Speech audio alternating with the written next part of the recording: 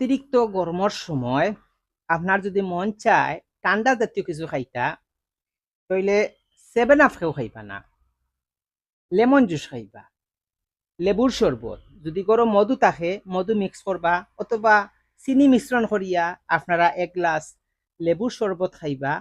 তাতে আপনার শরীরের অনেক উপকার হইব এবং পিওর একটা জিনিস খাইলা। আর এই ধরনের 7 আপ, প্রাণ আপ, আরো আপ যেটা আছে, এই আপগুলা খাইলে আপনার শরীরের অনেক ক্ষতি হইব।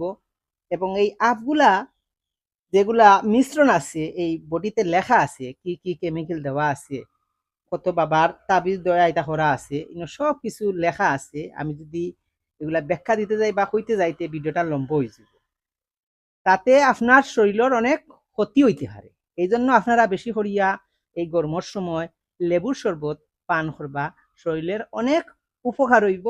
অনেক রকমের গুণাবলী আছে, এটা আমার নিজস্ব কোনো বানাইল কোনো কথা নাই, স্বাস্থ্য বিশেষজ্ঞ যারা আছেন টানটানোর কথা।